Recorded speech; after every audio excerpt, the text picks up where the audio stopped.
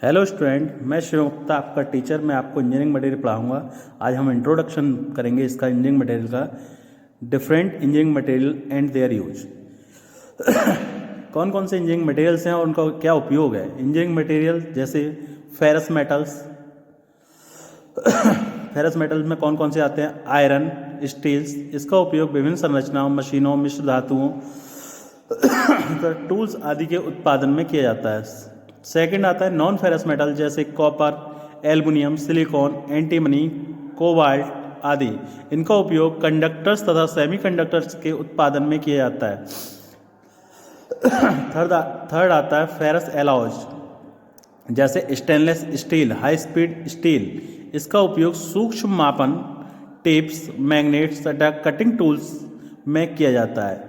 Non ferrous metal alloys जैसे ferrous, phosphorus, bronze, brass यानी पीतल। इसका उपयोग बेरिंग के बुशों में किया जाता है।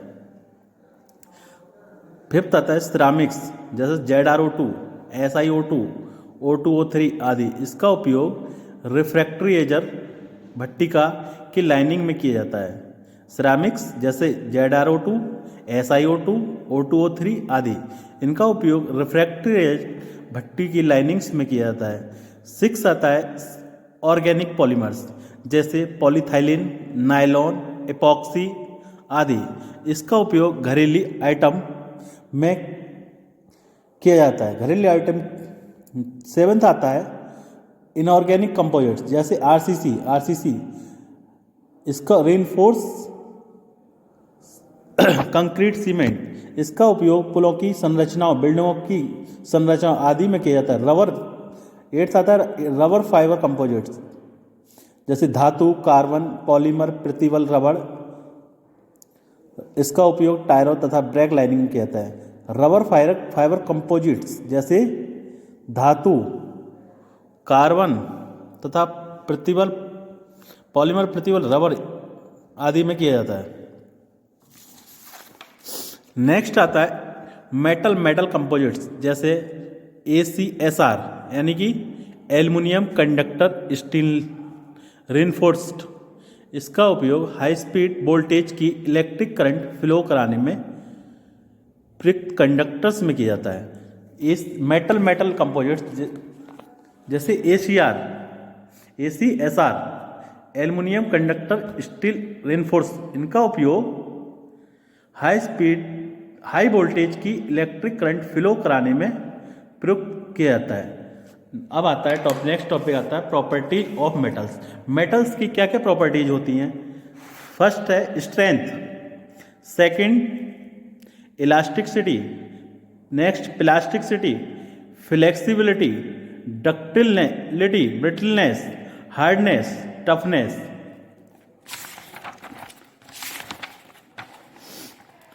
स्ट्रेंथ क्या होती है? अगर हम किसी पदार्थ पर कोई बाह्य बल लगा रहे हैं तथा पदार्थ बिना असफल हुए यदि वह बाह्य बलों को सहन करने की क्षमता रखता है तो इस गुण को स्ट्रेंथ कहते हैं। स्ट्रेंथ को हिंदी में सामर्थ्य कहते हैं। किसी पदार्थ पर बाह्य बल लगाया जाए तथा पदार्थ बिना असफल हुए यदि बाह्य बलों को सहन करने की क्षमता रखता है तो इस गुण को पदार्थ की सामर्थ्य कहते हैं। नेक्स्ट आता है इलास्टिसिटी। इलास्टिसिटी को हिंदी में कहते हैं प्रत्यास्थता।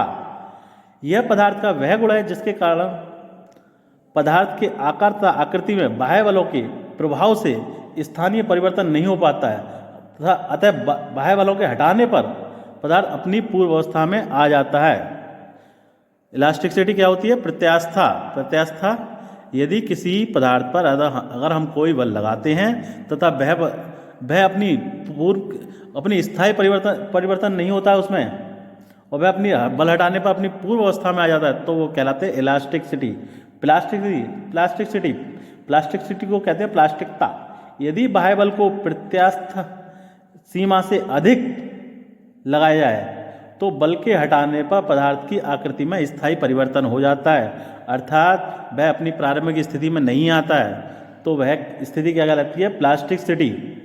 यदि किसी पदार्थ पर हम कोई बल लगाएं और वह अपनी पूर्व अवस्था में वापस ना लौटे, बल हटाने पर वापस ना आए, तो उसे हम क्या कहेंगे? प्लास्टिसिटी। नेक्स्ट आती है फ्लेक्सिबिलिटी। यह पदार्थ का वह गुण है जिसके कारण पदार्थ को किसी चाप या आकृति में झुकाया जा सकता है। फ्लेक्सिबिलिटी यह पदार्थ का वह गुण है जिसके कारण पदार्थ को किसी चाप आकृति में झुकाया जा सकता है। नेक्स्ट आती है डक्टिलिटी एंड ब्रिटलनेस। डक्टिलिटी को हिंदी में कहते हैं तन्यता और ब्रिटलनेस को कहते हैं भंगुरता। इस गुण के कारण धातु को पतले तारों में खींचा जा सकता है। किसी पदार्थ की तन्यता टूटने से पूर्व प्रतिशत लंबाई में वृद्धि या धैर्य वृद्धि द्वारा प्रकट की जाती है। जितनी तन्यता अधिक होती है उतनी ही लंबाई में प्रतिशत वृद्धि अधिक होती है।